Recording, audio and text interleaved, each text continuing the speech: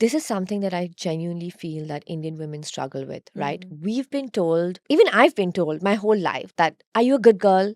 Be a good girl. Talk softly, be a certain way. Your voice shouldn't be heard too loudly in the room. And I think we've been taught that to be meek is to be good. If you're good, you're appreciated, you're valued. And what's that word? To submit. Yes. Right? Yeah. To submit has been kind of a woman's role in Indian society. And I don't think we can, I don't think we can question that. Yeah. So I would love if today's conversation can really be about how people who don't have that confidence can actually go out there and find it. So let's see, there's this woman, she's suffering from self-doubt. She's entering a room that she feels very conscious in. She doesn't feel that confidence. What should she do? What is that action she needs to take to change that feeling and find her confidence? Yeah, I would love to say there's this like overnight fix that I would love to put in a bottle and sell because I would be a trillionaire by now. But the truth is, I think it's a mindset shift. It's a reframing, right? And it's understanding that growing up, we were told confidence, you either have it or you don't. You're an introvert or you're an extrovert. Yes. But the truth is, confidence is a skill. Confidence is something that you can master every single day. It's like going to the gym, right? Working out a muscle, working on that every day. It gets stronger, it gets bigger. It's the same thing with confidence. So it's the tiny habits within your day. It's the self-talk, the way you speak to yourself. We all have that internal voice, like the angel and the devil on the shoulders. And sometimes the devil takes more control, right? And that's that negative, what we call the inner critic. That is always telling us, you can't do this. Are you crazy? You're delusional. This isn't for you. Nobody's going to believe you. Nobody wants to hear you. Nobody wants to see you. So what do? We shrink ourselves. And I think that shifting that woman who feels this and resonates with everything that I'm saying right now, you need to start to recognize that confidence is something you can work on. All you need to do is make the decision that tomorrow is going to be different.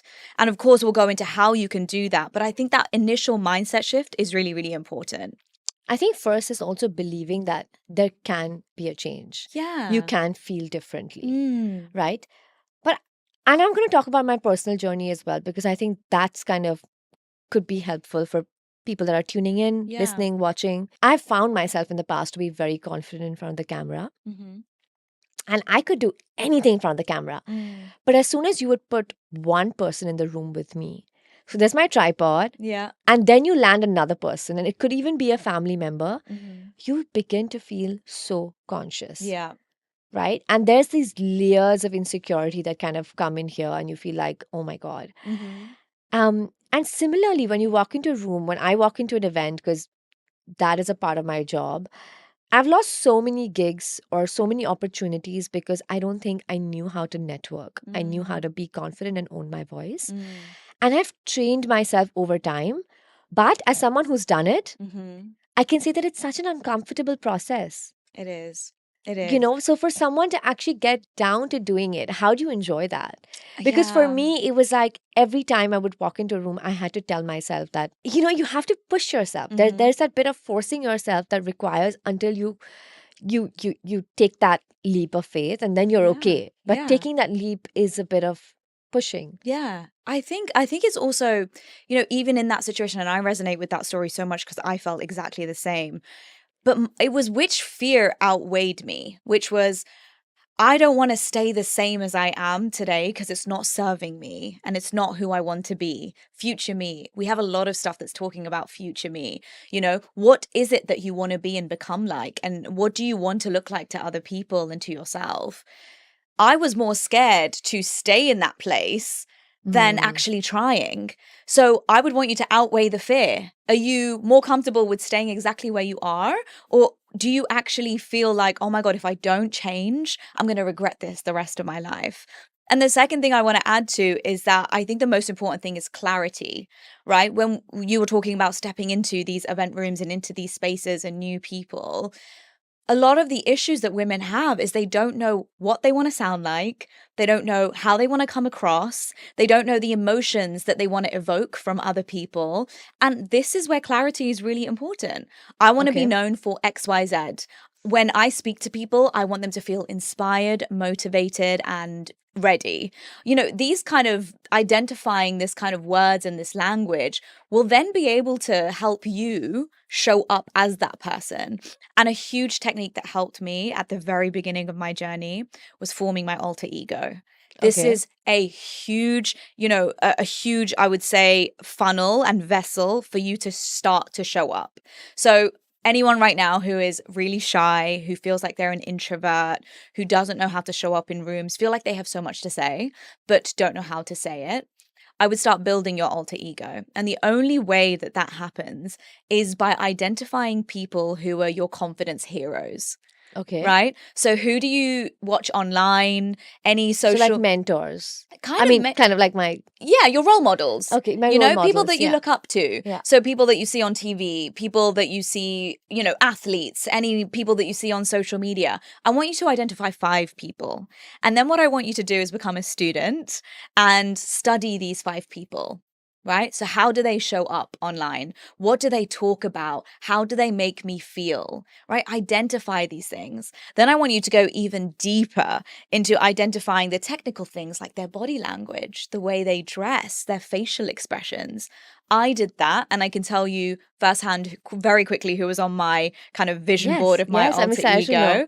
So have you watched Suits? Yes. Yes. So Donna in Suits, Oh. the way she walks into every room, her confidence, her body language, the way she dresses and presents herself, I was like, okay, I want a piece of Donna.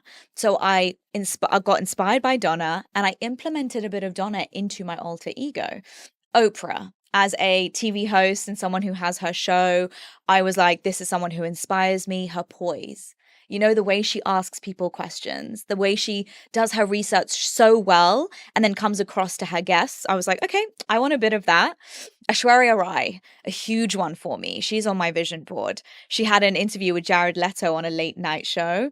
And he said to her, what is it like? I hear in the Indian culture, women actually stay in their family's home until they get married, and then they move over to their, husband's home. And she sat there and the whole audience was laughing. And Aishwarya Rai sat there, she soaked everything in from the audience, and she looked at him and she goes, yes, but in Indian culture, we don't have to take appointments with our parents either.